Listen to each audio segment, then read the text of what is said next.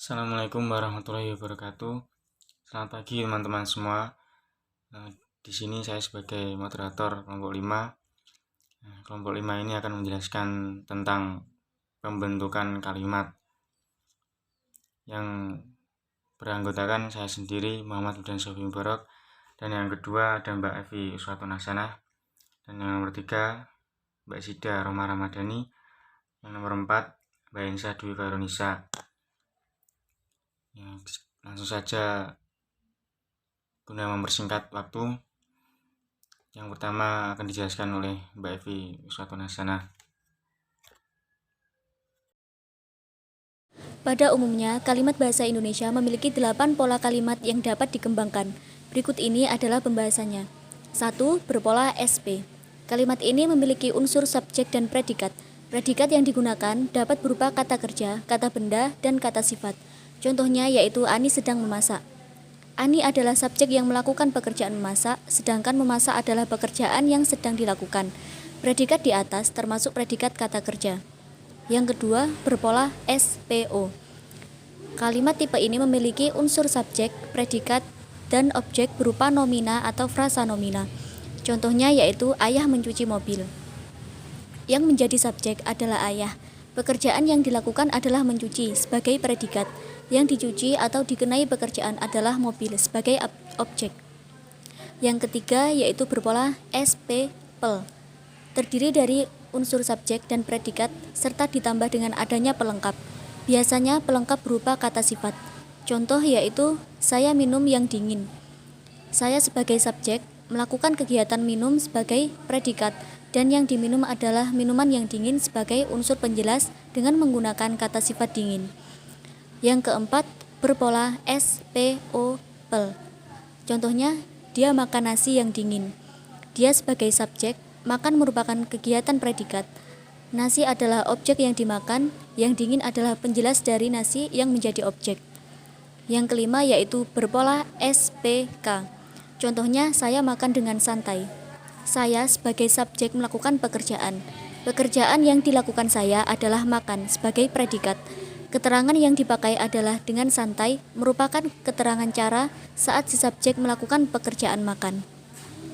Yang keenam yaitu berpola SPOK. Contohnya, nenek membeli bubur tadi pagi. Nenek sebagai subjek karena melakukan pekerjaan yaitu membeli sebagai predikat. Yang dibeli nenek adalah bubur sebagai objek. Keterangan waktunya adalah tadi pagi. Yang ketujuh yaitu berpola SPPLK. Contohnya, saya meminum yang panas dengan santai. Subjeknya adalah saya, melakukan pekerjaan meminum sebagai predikat. Yang dikenai pekerjaan atau yang diminum adalah yang panas sebagai pelengkap. Dengan santai adalah keterangan cara meminum. Yang kedelapan, berpola SPOPLK. Contohnya yaitu Dinda mengirim surat cinta setiap bulan. Dinda menjadi subjek yaitu yang melakukan pekerjaan. Pekerjaan yang dilakukan adalah mengirim sebagai predikat. Yang dikirim adalah surat sebagai objek. Cinta adalah pelengkap dari kata sifat jenis surat. Setiap bulan adalah keterangan waktu. Pengertian kalimat simpleks dan kompleks. Kalimat simpleks disebut juga kalimat tunggal, yaitu kalimat yang hanya terdiri atas satu klausa atau satu struktur predikat. Unsur inti dalam satu kalimat simpleks hanya berisi satu informasi yang ditandai dengan adanya fungsi predikat. Kalimat simpleks adalah kalimat yang terbentuk dari satu klausa lengkap. Klausa adalah satuan gramatikal yang berupa gabungan kata, sekurang-kurangnya memiliki subjek dan predikat, dan berpotensi menjadi kalimat. Sedangkan kalimat kompleks atau kalimat majemuk bertingkat merupakan kalimat yang tersusun atas klausa utama dan klausa subordinatif. Klausa utama adalah induk kalimat yang diikuti oleh anak kalimat atau klausa subordinatif. Klausa utama dapat menjadi suatu kalimat utuh, tetapi klausa subordinatif memerlukan klausa utama agar dapat menjadi kalimat yang padu. hubungan antara klausa utama dan klausa subordinatif dalam kalimat kompleks tidak setara. Selanjutnya itu perbedaan kalimat simpleks dan kalimat kompleks. Kalimat simpleks itu yang pertama memiliki satu subjek dan predikat, yang kedua tidak menggunakan konjungsi dan tanda koma. Selanjutnya bentuk kalimat sederhana. Dan yang terakhir, dalam satu kalimat memiliki satu kejadian atau satu peristiwa. Sedangkan yang kalimat kompleks itu sendiri yang pertama memiliki dua subjek dan predikat. Kalimat kompleks menggunakan konjungsi dan tanda koma sebagai penghubung kedua klausa. Bentuk kalimat terdiri dari atas dua klausa, yaitu klausa utama dan klausa subordinatif. Dan yang terakhir, dalam satu kalimat terdapat dua peristiwa atau kejadian. Ya, kemudian ini ada contoh kalimat simpleks. Yang pertama itu, Dewi belajar menari. Joni terjatuh dari sepeda. Burung bertengger di jendela kamar adik. Ibu lupa mematikan kompor. Sari dan Lala pergi ke kebun binatang. Buku tulis Nina tertinggal di kolong meja. Pak guru meminta Dika untuk menjawab pertanyaan. Itu contohnya yang kalimat simpleks. Kemudian contoh yang kalimat kompleks, yaitu aku membeli baju baru tetapi ukurannya terlalu kecil saat dicoba. Kemudian contoh yang kedua, Lisa rajin merawat bunga-bunganya sehingga bunganya tumbuh subur. Ayah mulai menyalakan lampu ketika hari mulai gelap. Kemudian ibu memasak ayam goreng dan merebus daging di dapur. Selanjutnya Lala mendengar kabar bahwa adiknya sudah sembuh. Dan yang terakhir, adik ingin membeli mainan baru jika tabungannya sudah banyak. Yang pertama, keutuhan. Kesatuan kalimat ditandai oleh adanya kesepadanan struktur dan makna kalimat. Kalimat secara gramatikal mungkin benar tetapi maknanya salah. Contoh, rumput makan kambing di lapangan. Kalimat tidak efektif. Kambing makan rumput di lapangan. Kalimat efektif.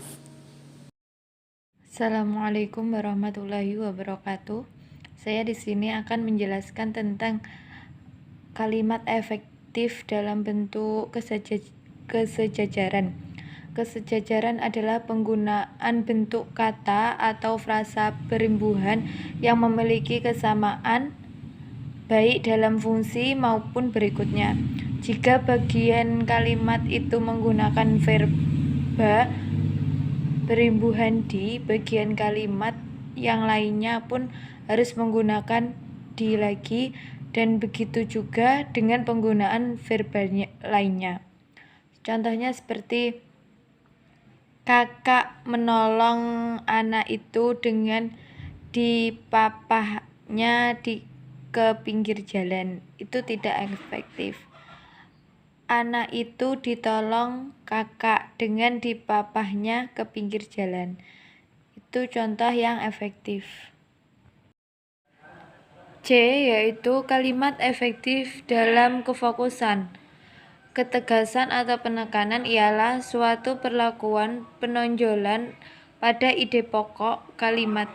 Meletakkan kata yang ditonjolkan itu di depan kalimat, membuat urutan kata yang bertahap, melakukan pengulangan kata atau repetis, melakukan pertentangan terhadap ide yang ditonjolkan, mempergunakan partikel penekanan penegasan. Contohnya, Presiden mengharapkan agar rakyat membangun bangsa dan negara ini dengan kemampuan yang ada pada dirinya. Penekanannya yaitu pada kalimat mengharapkan. Jadi penekanan kalimat dapat dilakukan dengan mengubah posisi kalimat tersebut.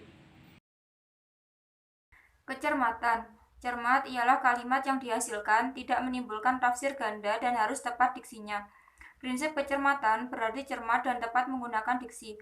Agar tercapai kecermatan dan ketepatan diksi, harus memperhatikan pernyataan-pernyataan sebagai berikut ini. 1. Hindari penanggalan awalan. 2. Hindari peluluan bunyi C. 3. Hindari bunyi S, P, T, dan K yang tidak luluh. 4. Hindari pemakaian kata ambigu. Kehematan. Kehematan adalah penggunaan kata-kata secara hemat tetapi tidak mengurangi makna atau mengubah informasi. Menghilangkan pengulangan subjek yang sama pada anak kalimat. Menghindarkan pemakaian subordinat pada hipomini kata. Menghindarkan kesinoniman kata pada dalam kalimat.